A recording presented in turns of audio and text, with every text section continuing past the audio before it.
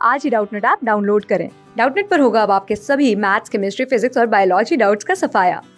बस अपने क्वेश्चन की फोटो खींचो, उसे क्रॉप करो और तुरंत वीडियो सोल्यूशन पाओ। Download now. नमस्कार दोस्तों, हमारा प्रश्न है कि दोस्तों यहाँ पर हमें बोला गया है कि हाइड्रोजन, ऑक्सीजन और साथ में बोला गया है नाइट्रोजन तथा हमारे पास है क्लोरीन। यहाँ पर दोस्तों हमें यहाँ पर 4 परमाणु दी गई है और हमें बोली गई है कि यहाँ पर इसकी संयोजकता हमें यहाँ पर बतानी है। ठीक है, तो दोस्तों हमें यहाँ पर किसके बारे में पूछा गया है? यहाँ पर दोस्तों हमें संयोजकता के बारे में पूछा गया है। ठीक है, तो दोस्तों हमें एक एक करके इनकी संयोजकता देख लेते हैं कि इनकी संयोजकता यहाँ पर क्या होगी। तो सबसे पहला दोस्तों हमें जो परमाणु दिया गया है वो किसके बारे में पूछा गया है? वो हमारे हाइड्रोजन के बारे में पूछा गया है। ठीक है, तो ये होता है दोस्तों हमारे पास हाइड्रोजन, जिसका परमाणु क्रमांक कितना होता है दोस्तों? इसका परमाणु क्रमांक होता है 1 और इसे हम इस तरीके से लिखते हैं, ये होता है इसका परमाणु क्रमांक। ठीक है, तो ये होता है 1। तो अब दोस्तों हम जानते हैं कि इसका जो इलेक्ट्रॉनिक विन्यास होगा, हाइड्रोजन का इलेक्ट्रॉनिक विन्यास, ठीक है, तो हम इसका इलेक्ट्रॉनिक विन्यास लिख लेते हैं जो कि हमारे अष्टक नियम के आधार पर होगा। ठीक है, तो इसका इलेक्ट्रॉनिक विन्यास किस तरह से होगा दोस्तों? ये हो जाएगा हमारा इस तरह से, और इसका कितना है? 1 इलेक्ट्रॉन हमें दिखाने हैं, तो ये हो जाएगा हमारा 1। ठीक है, तो दोस्तों हम कह सकते हैं कि इसके बाहरी कोश में कितने इलेक्ट्रॉन है? वो है दोस्तों 1 इलेक्ट्रॉन। तो दोस्तों हम कह सकते हैं कि इसकी जो संयोजकता हो जाएगी, इसकी हाइड्रोजन की संयोजकता वो कितनी हो जाएगी? वो हो जाएगी दोस्तों हमारे पास 1। ठीक है, तो हम कह सकते हैं कि हाइड्रोजन की संयोजकता होती है 1। उसी तरह से दोस्तों हम अपना दूसरा यौगिक देख लेते हैं कि हमें दूसरा यौगिक कौन सा दिया गया है। वो है हमारे पास ऑक्सीजन। ठीक है, तो ये हमें दिया गया है ऑक्सीजन। ठीक है, तो दोस्तों हम जानते हैं कि ऑक्सीजन का जो परमाणु है, इसका परमाणु क्रमांक कितना होता है दोस्तों? वो होता है हमारा 8। ठीक है, तो दोस्तों हम यहाँ पर इसके इलेक्ट्रॉनिक विन्यास देख लेते हैं कि इसका इलेक्ट्रॉनिक विन्यास क्या होता है। ठीक है, तो ये हो जाएगा हमारे पास इलेक्ट्रॉनिक विन्यास। तो दोस्तों हम यहाँ पर इलेक्ट्रॉनिक विन्यास व्यवस्थित करते हैं, तो ये हमारे पास दोस्तों 8 इलेक्ट्रॉन को व्यवस्थित करना है, तो ये हो जाएगा हमारे पास 2 और 6। ठीक है, तो दोस्तों हमारे पास देख पा रहे हैं कि बाहरी कोश में कितने इलेक्ट्रॉन है?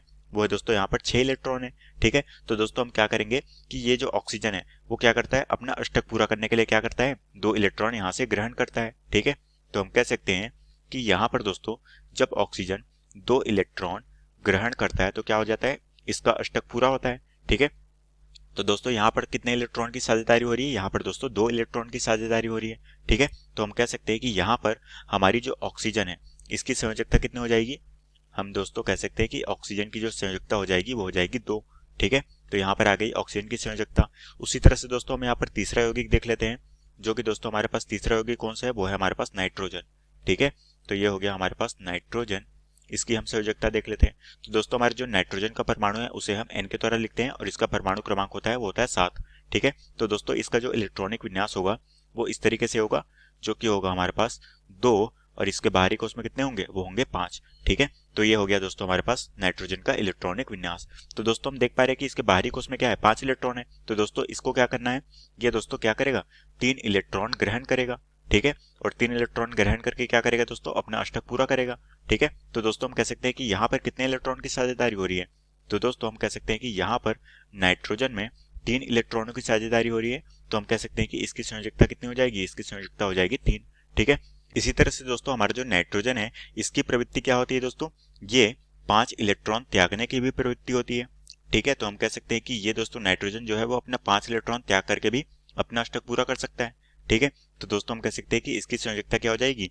3 भी हो जाएगी और हम कह सकते हैं कि 5 भी हो जाएगी। ठीक है, तो हम कह सकते हैं कि नाइट्रोजन की संयोजकता होती है 3 व 5। ठीक है, अब दोस्तों हम अपना चौथा यौगिक देख लेते हैं। चौथा कौन सा दिया गया है? वो है हमारे पास क्लोरीन।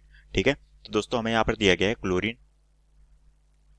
क्लोरीन, ठीक है, तो दोस्तों हम जानते हैं कि क्लोरीन का परमाणु किस तरह से होता है? वो होता है Cl और इसका परमाणु क्रमांक होता है दोस्तों वो होता है 17। तो दोस्तों हम इसका इलेक्ट्रॉनिक विन्यास देख लेते हैं। ये हो जाएगा हमारे पास 2, 8 और बाहरी कोश में कितने इलेक्ट्रॉन? वो हो जाएंगे 7 इलेक्ट्रॉन। ठीक है, तो दोस्तों हम कह सकते हैं कि यहाँ पर क्या है? 1 इलेक्ट्रॉन की कमी है अष्टक पूरा करने में। ठीक है, तो ये क्या करेगा? ये दोस्तों 1 इलेक्ट्रॉन ग्रहण करेगा। ठीक है, तो दोस्तों हम कह सकते हैं कि यहाँ पर क्या हो रही है? 1 इलेक्ट्रॉन की साझेदारी हो रही है। ठीक है, तो दोस्तों हम कह सकते हैं कि जो क्लोरीन की संयोजकता हो जाएगी वो कितनी हो जाएगी? वो हो जाएगी दोस्तों यहाँ पर 1 इलेक्ट्रॉन ग्रहण कर रहा है तो ये हो जाएगी इसकी 1। ठीक है, तो हम कह सकते हैं कि इसकी संयोजकता हो जाएगी 1, क्योंकि यहाँ पर 1 इलेक्ट्रॉन की साझेदारी हो रही है। ठीक है, और ये दोस्तों में प्रश्न में बोला गया था कि इन 4 यौगिक के हमें संयोजकता बतानी थी, जो कि दोस्तों ये हमारे प्रश्न का उत्तर है। तो आशा करता हूँ दोस्तों आपको ये प्रश्न समझ आया होगा। धन्यवाद। क्लास 6 से 12 से लेके नीट, IIT, JEE मेंस और एडवांस के लेवल तक 10 मिलियन से ज्यादा स्टूडेंट्स का भरोसा। आज ही डाउनलोड करें डाउटनेट ऐप या व्हाट्सएप कीजिए अपने डाउट्स 8400 400 400 पर।